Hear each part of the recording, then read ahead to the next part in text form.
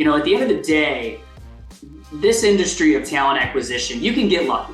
You can absolutely get lucky. You can throw something on a job posting and get the right candidate through the door. But more often than not, it takes work. There's effort that needs to be put in, and you need to be tactical and strategic about how you go through each individual search.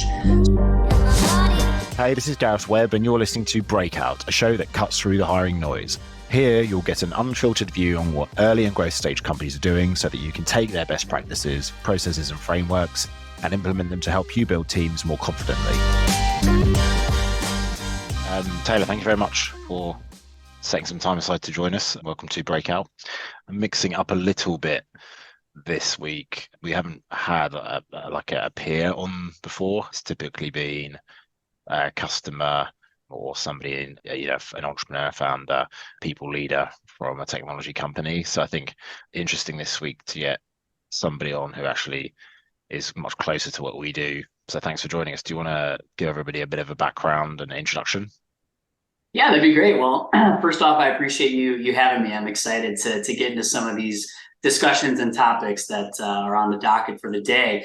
A little bit of background on myself. My name is Taylor Robinson. I'm the president of Searchworks LLC, which is an executive recruiting company that really recruits across the board. A lot of our clients tend to be within the manufacturing and distribution space. We do a lot of on-site searches on behalf of our clients, not a whole lot of remote. We tend to be pulled into the process when it's a key leadership role that is required a strong professional for. And again, with the on-site piece of it, we tend to get brought in on our clients' most difficult searches. So if they can be successful with a job posting or a contingent search firm, they typically go that direction. But when those two avenues are not working out, they come to our firm, which is a fully retained executive recruiting firm that focuses heavily on candidate attraction and onboarding, as well as the rest of the process as well. So I can get into some of that a little bit later, but that should work for now. Perfect. Yeah, thank you very much. Good. So talk to us a little bit more about some example customers and some things that you've done this year, some completed mandates or searches that you've worked on this year. It's been a tricky year for the most part, especially in technology, but I want to kind of hear a bit about what's been happening for you guys this year and what successes you've had. Mm-hmm.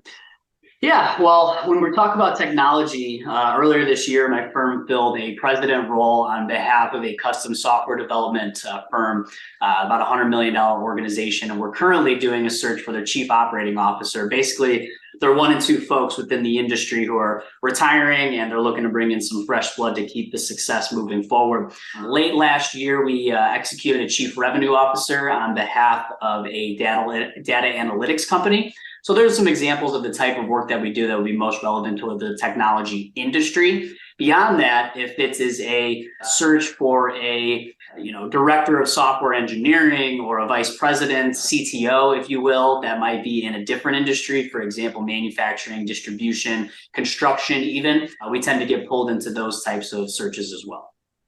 So there's probably been a good thing this year for you guys so you're placing like technical leadership but into more traditional, like not pure play technology companies. So we mentioned before that like B2C technology, B2B SaaS has been hit very hard this year. That all the companies are basically overraised and overstretched themselves in the last couple of years. So that served you well this year with some of the more traditional types of businesses. Yeah, I would say for sure. It has been a tough year, no doubt. To your point about the technology industry, a lot of our clients inflated in 2021, 2022, and now 2023 has been a bit of a year of reckoning and kind of coming back. So overextended themselves. They're having to pull back a little bit, but that doesn't necessarily mean that there aren't key hires that still need to be made within the organization. Many times, even if you do go through some hardships within your organization from a revenue or financial perspective, those key leaders, many times it's good to have continuity there. So many times those positions still stay intact. Perhaps you get a chief revenue officer who gets chopped off because they're looking at revenues that are down, or you're looking at the key sales folks within the organization. So in our world, tech getting hit a little bit has not affected us too much because of the space that we work within. It's not the middle management or worker bees on the lower level where we're executing searches. A lot of those folks are first on the chopping block. So there's been a bit of continuity there and still a need for executive recruitment. Yeah, without doubt. I think you said the two things that we've been, I mean, software engineering is a staple, like there's always a need there. And, there's been more churn there. Product management has been probably the quieter spot for us.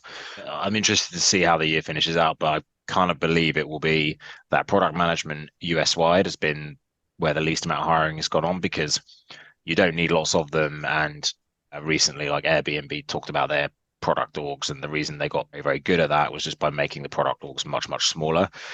Software engineering is pretty consistent, but by far and away, like sales and finance, so revenue and finance, obviously hand in hand, have been quite prolific actually this year. And to your point, more senior type people being brought in. And so have you seen that beyond just technology? Have you seen that with manufacturing, supply chain, other types of businesses that you partner with? Yeah, as I said, we've seen, as I called it, kind of a year of reckoning a little bit for some of these organizations. Yeah. I wouldn't say that in our world, anything has changed significantly. The world isn't on fire in those other types of industries. There have been, some regulatory things that have gone on. If you look at some of our clients who are connected or within the automobile manufacturing space, you just had the United Auto Workers strike that went on for the last several months. And that has created waves throughout many industries that touch that type of a world. So when those types of things happen, it's not just Ford and GM that get hurt. It's a lot of their suppliers and a lot of their other organizations that they have to partner with that get hit. And that's a space where we've seen a little bit of a hit and just a little bit of uncertainty. We haven't used that word a whole lot since 2020. It was all uncertainty. We don't know what's going on. And that's really taken a dive. And this year, I think that's come up a little bit. You've been hearing about, we're going to have a recession in 2021, we're going to have a recession in 2022, we're going to have a recession in 2023. Depending on your opinion, you can say we're in a recession or not. I would say that we're not. But there is these constant fears that our clients have that, similar to 2020, that's still in mind. The bottom fell out of the earth, basically, in 2020. And there's this fear that's going to happen again. So if your business isn't being directly hit in some of the ways that some of the other industries have been, you're still looking at 2024 and saying, do we want to make these key hires right now? Are we good with the personnel that we have? Are we willing to put in the money to continue to grow these teams? Or are we in a good financial position and we just want to see what happens? So there's this kind of push and pull of, do we want to go all in and then maybe have another recession type of situation next year? Or do we want to just hold back, look at our purse strings a little bit and see what happens? And that's more of what we're seeing right now this year, is this uncertainty and this fear that there could be some sort of, more macroeconomic hit that the whole entire, United States or even the world takes in 2024. And so that's causing a lot of anxiety. It's causing a lot of pause for our clients when it comes to hiring. Yeah, so you said something in the middle of that, which was the whole see what happens. And I think that's been 90+% of people in most industries this year, just obviously largely governed by the overextension of post-pandemic kind of euphoria, for want of a better phrase, then Russia.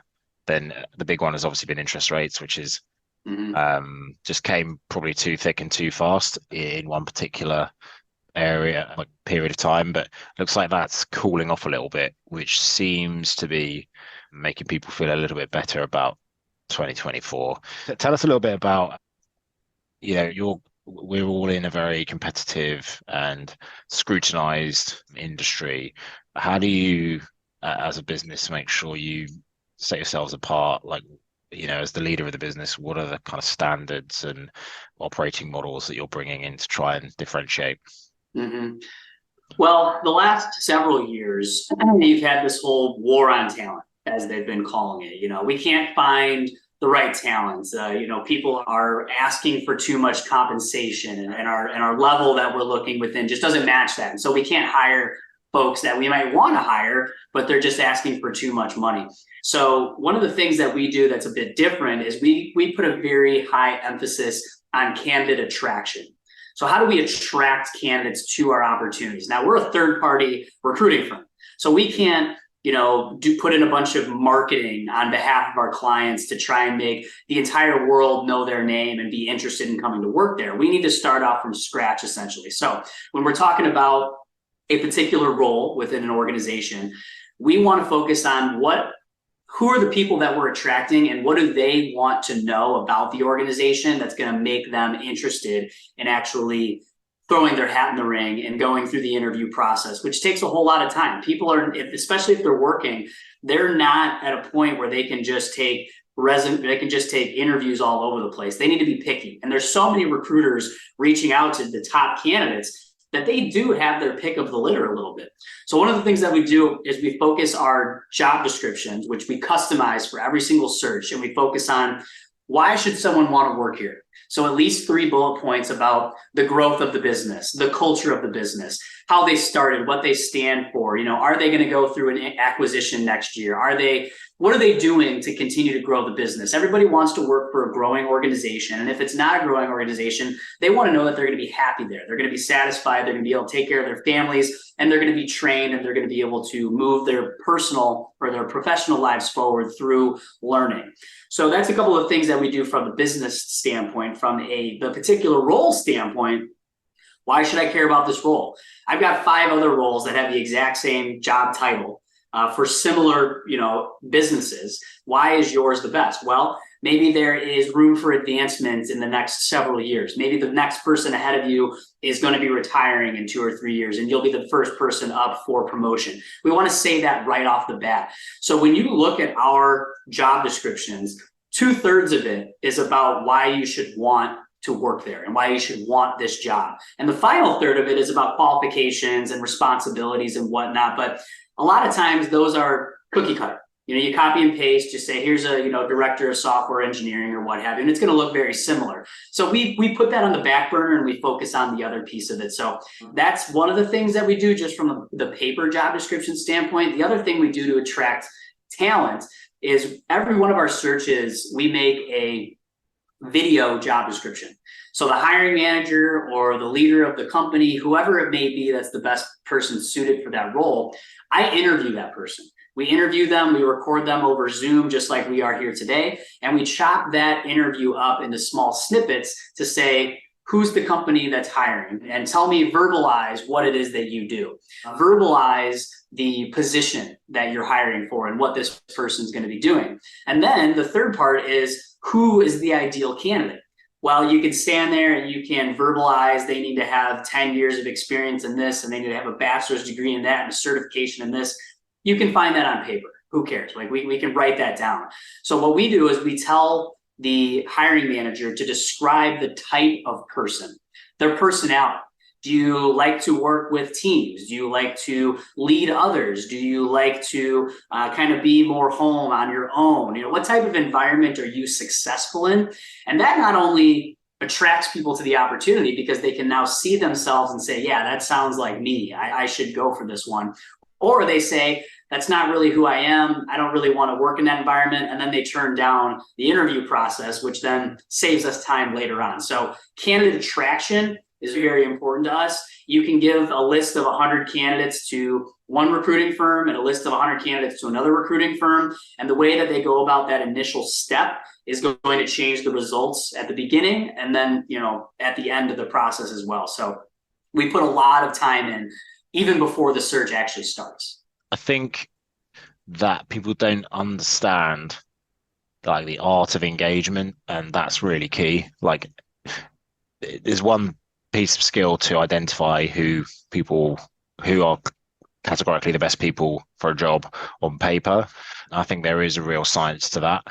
But then the art part of engaging people is like what's going to capture their attention when they're, like you said, time poor, probably stressed out because they've got big jobs. They're responsible for a lot of money or a lot of people, shareholders breathing down the neck, and they're trying to do well in the environment they're in. But then if you're going to put something to distract them from that, which is essentially what's happening, like how are you going to do that in the right way to make sure they are bought in early? And I think it's a real skill. So you interview the client, i.e. the business, and you ask them all these questions, and then you basically break it down into like almost like a mini, like a reel or an infomercial, like a mini, like a documentary type thing on like what that position is and what that client is, just so that people can get a better sense for it. Yeah, it humanizes the opportunity first off. But That's a good way of putting secondly, it. Yeah. but secondly, if I'm a high level professional who's highly sought after, I might be getting 1, 2, 3 messages a day from recruiters. Which one am I going to click on? Which one am I going to move forward with? And which one am I going to spend the time, to your point, to go through the interview process with? Well, if I'm that person and I'm getting PDF documents left and right, I don't have the time to look through all those. However, Yeah. if I get a message that says, here, watch this video of the president of the company describe the company and the opportunity and the ideal candidate, now I'm going, oh, that's different. I'm going to click on that. I might not want to sit there and read a job description that also is just copy and pasted, responsibilities and duties. But if I can watch somebody tell me about the company and all these things, I don't have to go do background research and look on Google and read about the company. Now, all of a sudden, in 2 or 3 minutes, I know if this is the right opportunity or not, and it's something I'm going to click on because I get to watch it. The days of written content, I mean, look at TikTok. It's not dead, but video is so commonplace and should be used within every single process almost across the bank, that we really need to lean into that. I mean, even if you look at training, would you rather give somebody a booklet and say, hey, here's your training booklet, why don't you read through it and learn how to do this? Or do you send them to a bunch of links that have videos of a person showing them on their computer how to use this technology, how to use their system or what have you? Most people are going to watch the video, and that's our thinking. Yeah, I agree. So interestingly, I was at my previous company. Was called Hired. Was not my previous company. I worked at a company previous to called Hired, which was really successful at the time. It was software engineering marketplace and matching environment. And I went to an event which we sponsored, I believe, and I ended up sat next to one of the European leaders of talent acquisition for Microsoft. And even he said that they had difficulty with response rates from software engineers, like even from the mighty Microsoft. And it wasn't that what they had wasn't compelling. It was just another link or bunch of text, as you said, that people just don't really want to give the mental bandwidth to. So they ended up, the talent acquisition person for the hiring manager would go and sit with them and just on a phone, just sit in front of them and record saying, like, just describe the position. And then they would do that. And then they would get the profiles of the people that they like the most and like categorically talk to them. So it'd be like, oh, hey Gareth, we like your background, or hey Taylor, we like your background. Could you please like engage and come in and talk to me? And they found that massively increase their response rates for candidates and talent. So I think you're spot on. How long does that take you? Like just on a production and time taken basis? Like, is it a big ordeal? Well, I'm always concerned with how much of my client's time am I going to be taking up. I don't want to be a burden on them. If I'm a burden, they're going to go with another firm that doesn't take up as much of their time. So to shoot these the onboarding of the client is pretty standard. You ask them questions, Yep. you get to the depth of all these things. The thing that we do a little bit differently is like, okay, so why would someone want to work here? That's a question that really needs to be asked, and they need to have a fairly compelling answer for that. And most people do. They're proud of their companies, they're proud of the work that they're doing, and they've got good reasons, but that just doesn't get translated to the candidates. It's just, here's 2 sentences of what the company is, and then we're getting right into the responsibilities of the role. The videos take about 20 minutes. So we try and keep them between 2 and 4 minutes, the end clip. And that's all the time it takes. So if you're willing to get on Zoom with me for 20 minutes, let me ask you some questions. We keep it moving. And then I send that to a professional videographer who edits it and puts, makes it look fancy and all nice and everything else, a professional. And it takes him less than an hour. So we eat that cost, the cost that it takes to do all of that. That's part of our standard, if you will. And it's, even though it takes profitability out of our pocket a little bit, we understand the importance of it. And so we'd rather be a little bit less profitable, but more successful in what we do. Yeah. Yeah. And give a better experience. Interesting. Yeah, like I think it's a very. Do you send it out? Do you send it out immediately if you're approaching somebody that you deem to be a really good fit? Will you send that out straight away? Absolutely. Yeah, you do. Interesting. Absolutely. Typically our messages are not, hey, Gareth, I saw your background. I think you'd be great for this role. Please look at the attached, job description. Yeah, It's saying, hey, Gareth, we saw your background. We really like it for this role. Here's a link to a video of the hiring manager discussing the role. So it's right there out in front. They don't have to they don't have to go to the job description and then find it in there. And it's not hidden. We put it yeah, out yeah. there right away, and that gets more clicks. And then once they watch the video, then they open up the written job description for more information and they respond. Right, and then you have probably a better discussion because there's more upfront context about what's going on, so you can go deeper when you're having an initial conversation with them. That's very good. This came up yesterday. I haven't really used it too much. Shamefully, I read a lot about it, but in terms of artificial intelligence within the sector and within, the space of hiring, I talked to another business hiring company CEO this week who was not too worried about it. He was like, there's so much judgment and there's so much relationships.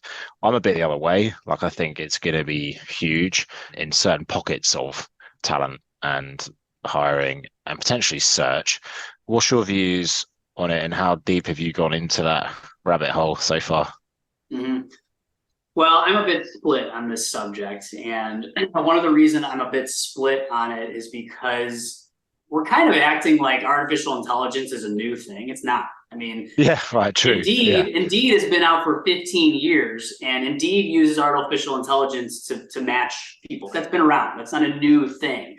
Artificial intelligence, when it comes to really writing is kind of the new piece of it. Chat GPT, that's the kind of the new thing that's come yeah, out. creation. Yeah. Artificial intelligence has been around for a long time and it hasn't rocked our world.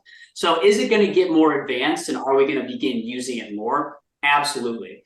My thinking is that if I'm a candidate, and I'm just going to speak to our world that we're talking about right now, if I'm a candidate and I get a message, and I get these all the time in my email inbox, it is a template written email that I look at and I go, this was written by a computer, or they sent this to a million other people. And it just doesn't hold the same value. So if artificial intelligence gets to the point where it can truly mimic how a person writes, and I can read it and go, that looks like it was written by a person, that might be, a big game changer. There's a couple of companies out there right now who are using artificial intelligence to actually write emails to candidates to say, they kind of take in the background and they use some pieces of that. And that I think there's some value in, but then that's where it stops.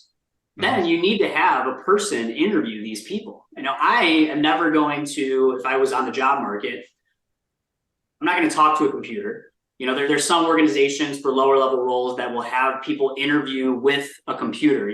Tell me about yourself in a minute. And then you do that. Artificial intelligence kind of. I have seen some of that. We had one client use that, and people did not love it. No, they hate it. It's terrible. If I'm making a career change, something that's going to impact me 5 days a week, it's going to impact my family, it's going to impact how I feel on a day-to-day basis, I'm not leaving that up to the computer. I need to talk to a human being. I need to ask questions. Where I have seen it be successful, and this is where it's probably really going to come into play in our world, I think, is chatbots. So if I go to a careers page for an organization and I'm interested in a role, many times our first question we get from candidates is, is this an on-site opportunity? It should say that on there already. But it does sometimes. I asked the chatbot, is this an on-site opportunity? Automatically, there's no person on the other side of that. What does the healthcare and benefits package look like? And it can give you kind of a readout of that. Basic questions about the company. When was the company founded? Boom, chatbot, giving you that information. So you can cut through some of the initial questions that candidates have through chatbots. So that I think will become more commonplace, especially on career pages of hiring teams. Maybe not so much on Indeed and on other websites and what have you. So I see it being a big impact there.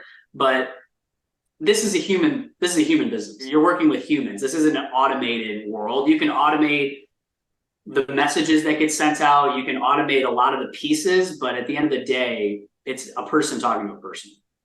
Yeah, the bit that, you know, judgment is the key, right? That when does that part get solved by technology? I think you can do some sort of a historical analysis to try to predict people that might be successful in certain Mhm. environments or places, but we all know that that doesn't really work. Like it's an indicator at best.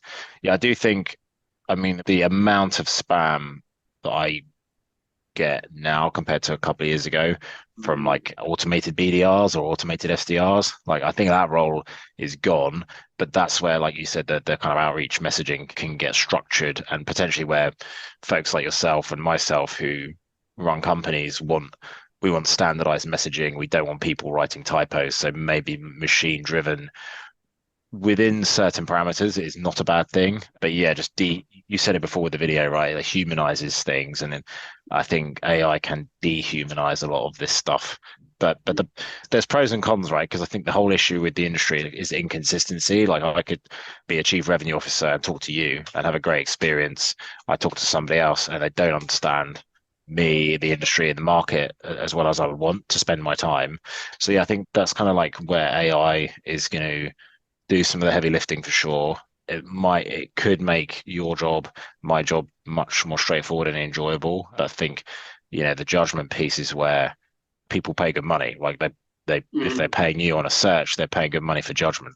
No, interesting take. So you're kind of split. You think there's areas where it could be super beneficial, and other areas you think there's just not going to touch, not going to touch it. If you have a candidate take a test, let's say like some of our clients use the cultural index. That can be, there's certain tests and there's certain things that you can do that can be very effective.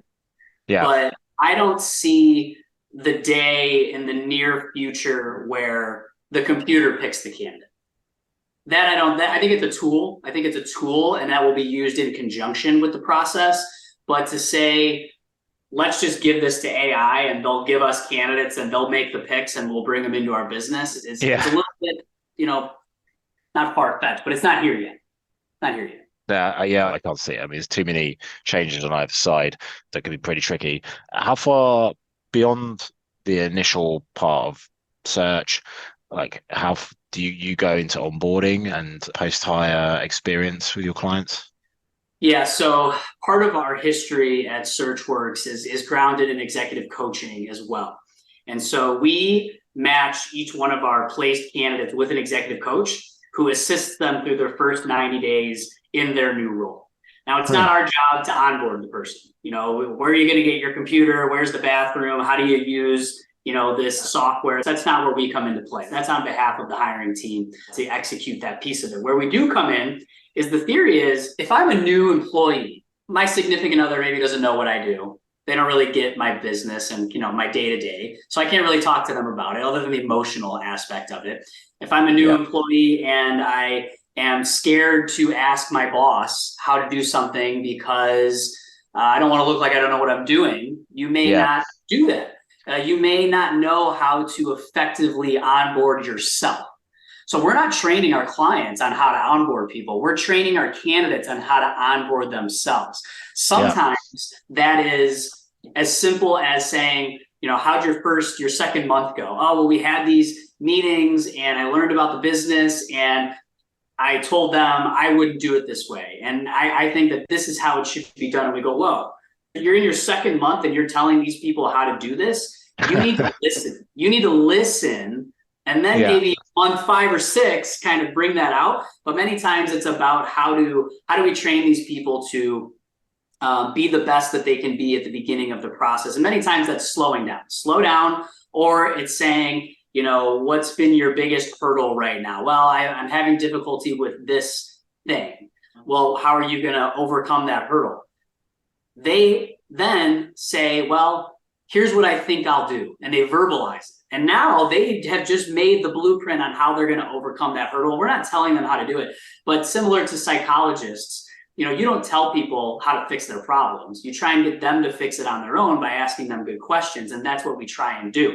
And so it's just a different person to go to. You might not want to go to the team that you're working for. You might not be able to go to your significant other. You might not be able to go to your friends, but here's a person who understands the industry, who understands the company that just hired you, who understands you. Many times this is someone who's a part of our team that's interviewed these people before, and they know the team, they know you, they know the role that you're going to be working within. And so they're one of the only people on the planet that can really help this person. And we do it for free. Again, that's at cost. We don't charge our clients for this. Again, if our candidates are more successful in their role, we look better and we get more business over there. So it's a sunk cost, but it's something that we find is of immense value, and our candidates love it. They absolutely love it.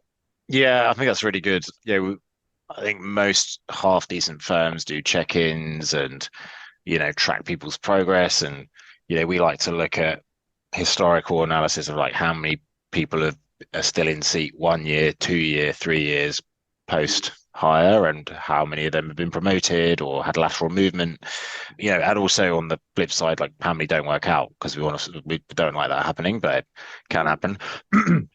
But I think at the level of executive, even potentially not just execs of big companies, but like even in startups and scale-ups, which is where we spend most of our time, like even first hires, like a first AE or a first product manager or a VP of finance, I think, startups are pretty stressful places. I think it's a really good idea, good offering. And I think I can see how execs would like that. Like that's the next level white glove type stuff, isn't it? I think so. I think it de-risks the hire as well. I think we're talking about a lot at the moment at Outscout with our clients. It's like people still want to hire people. They want to potentially level them up a little bit, so there's less junior hiring going on.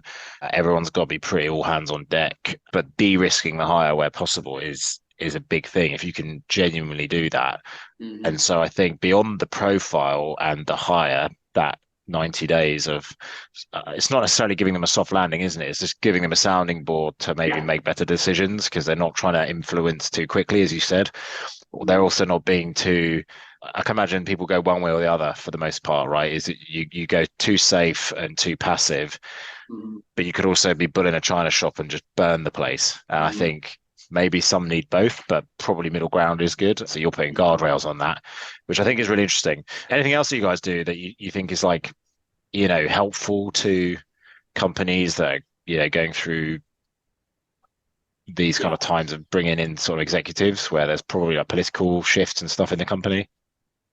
Yeah, I would say that honesty goes a long way. You mentioned earlier, kind of part of our value is that consultation around the candidates. And I just last week on Tuesday, I had a client who was trying to make a decision between one candidate and the other.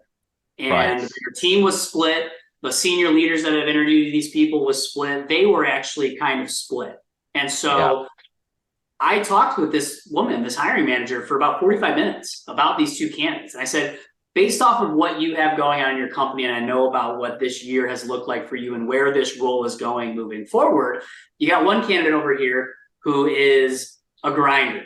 They're a little bit less experienced. They're going to take on a lot of that heavy lifting. They're going to grease the wheels, and they're going to probably do a lot of the work with the employees that are reporting into them. And they're going to be kind of more of a team member, maybe, than a leader. And this other person is going to be much more of a leader. They're going to delegate. They're going to manage this team, and they're going to maybe be a little bit better at a better sounding board for the board of directors, if you will. So that's two different types of candidates there. Either way, it was going to be a good decision because we had two great candidates in process. But me giving that type of a background of this is how I see this person working out 6-12 months down the line. This is how I see this person working out 6-12 months down the line. Now, I'm not God. I don't know for sure, but I do this for a living. And that discussion, we left it that night, and I said, hey, you're not ready to make a decision right now. Why don't you sleep on it, come back to me the next day? She slept on it, came back to me the next day, and went, I know who I want to hire. So that type of honesty, and I interview all of our candidates. I do it over Zoom just like this. I get to see their face. I get to understand who they are, kind of their upbringing, and really what makes them tick. And that, I think, does have quite a bit of value. Now, is that much different than what other recruiting firms do? Depends on kind of who you ask.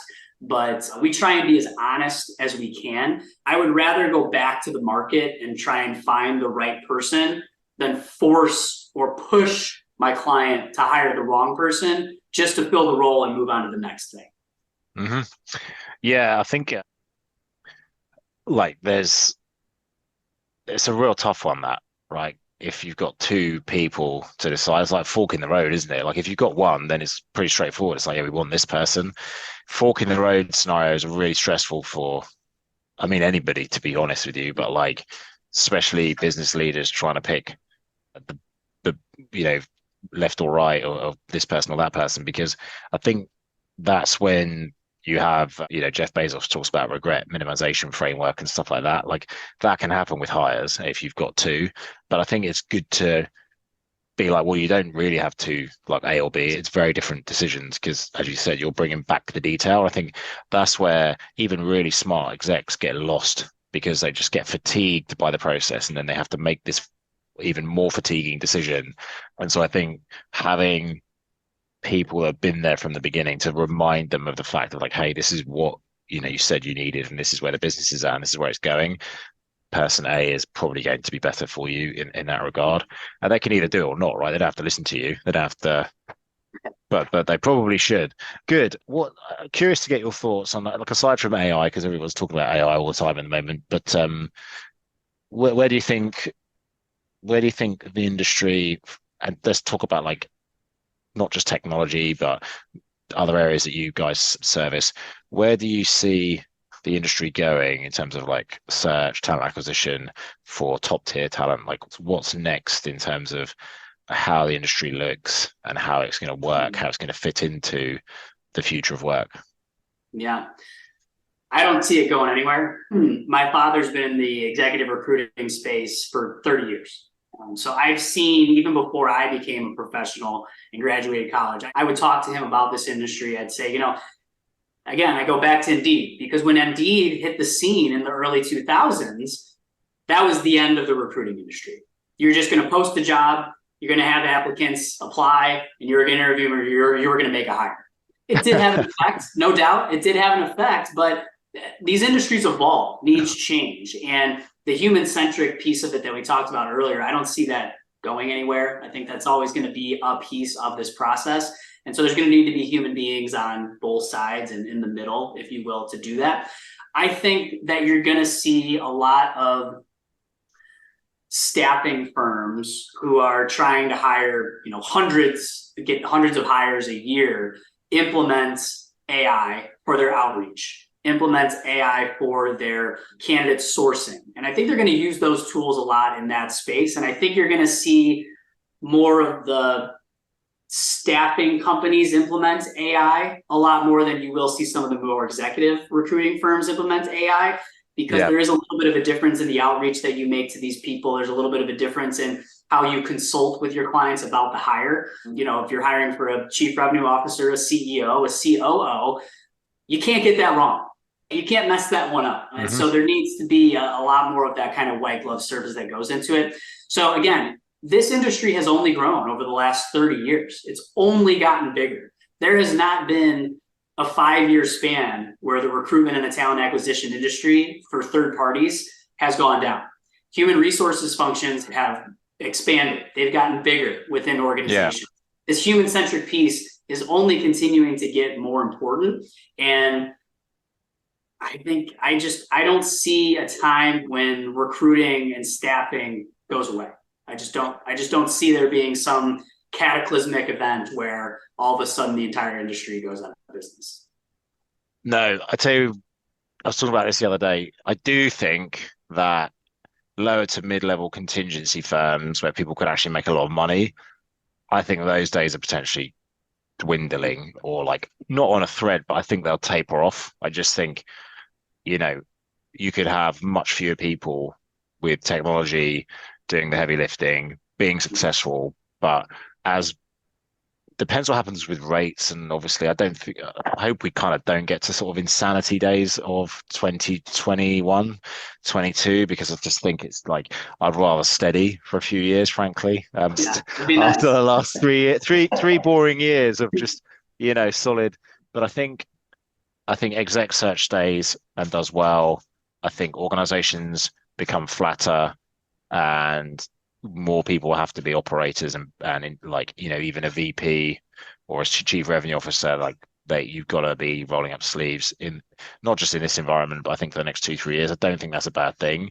I think everyone just got real lazy and complacent. So I think the changes should be where they probably needed, which is, more enablement with better technology, not just like you mentioned, Indeed and actually LinkedIn. They're just massive job boards, aren't they? At the end of the day, they just produce volume of noise, and they don't have the filtering in required for the kind of the people looking for the higher skilled or higher quality folks. So I just think industry has to smarten up and offer more value, like doing the producing the positions with video format upfront as standard. Most people would never think to do that, I'm sure, because it's work and cost and there's greed in the industry. And then the same with the 90-day kind of onboarding coaching type thing. I think that's really good. But yeah, it just has to smarten up. But I think you're right. I want to leave you with one thing real quick, just to go back to AI for just 1 second. I want to leave you with a quote. I went to a Talent Outlook event for the Executives Club of Chicago a couple of weeks ago, and they were talking about AI within talent acquisition. It was a bunch of CHROs of large organizations. And one of the women said, AI will not replace humans, but humans who can use AI and work with AI will replace those who can't. And I thought that was a very impactful statement. She was just saying, if you can use AI to your benefit, you're going to be successful. And if you fight it and you can't use it, you're going to get left in the dust. Yeah, you're absolutely right. I think that's a really good way of thinking about it, and just scaling yourself out, making yourself more impactful, and probably should allow you to focus on strengths, right? And then like you kind of outsource weaknesses to the AI, just call it the AI. Great. Well, look, I think a very interesting conversation. I think, you guys are clearly doing some very beneficial value adds for customers. Interesting to hear your take on the year. Like, yes, it's been a bit trickier and slower, I think, but for the most part, leadership changes have been going on. I think it's really interesting that you're clearly very dialed into your space and have an opinion as well, which is good to hear, because I think a lot of people just sit on the fence at the moment with this kind of stuff, and nice to hear an opinion. What would you say, like, I think just a final kind of thought, like anybody out there that's thinking of setting up their own executive search type business, what would be your kind of like key pieces of advice for anyone thinking of doing that in this kind of environment and world we live in? Don't do it. No, I'm kidding. I've been asked this question before, and it's a difficult one. The barrier to entry in this industry is zero. You don't need a certification. You don't need a degree. You got a cell phone and an internet connection, and you can be a recruiter. So there's a lot of boutique recruiting firms out there, lots of them. But if you don't love it and you don't like talking to people and being a bit of an extrovert and learning from others and being on the phone and having conversations like this, do not do it. If you want to sit behind a computer, you want to be an accountant, you want to not be that interactive with people all the time, it's not for you. There's a DNA and a love for human interaction that you need to have to be successful in this industry. And I'll say successful because you need to like it to be successful. And I think to a certain degree, and if you don't like it and you're successful in it, then what kind of a life is that? You're just doing something you don't like to do. So I think it's more about who you are as a person and your DNA rather than your skill set and what have you. So you need to like other people, because you're dealing with hiring managers who are people, you're dealing with candidates who are people. There's a famous quote that said, where there's people, there's problems. There's a lot of freaking problems in this industry because people on both sides, and it can be tough to make that happy marriage and actually get it to come through.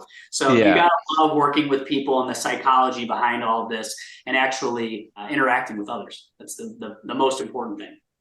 Yeah, I think finding purpose and drive in like a mission that you just get a buzz out of, no matter what the result, like, the process. And, people talk about the grind, but I think it is that kind of like commitment to process. And in this case, obviously people that, you have to have no hesitation about like being all in on that. Well, Taylor, thank you very much. I really enjoyed talking to you. I think there's a lot of things for people to learn from this conversation, and have a great weekend.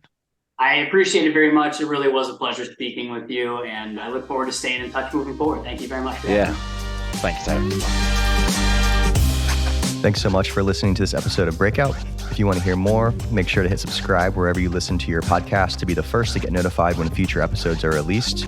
If you like this show or want to share feedback, please leave a review so we can keep improving and share the word with other leaders in the tech talent space.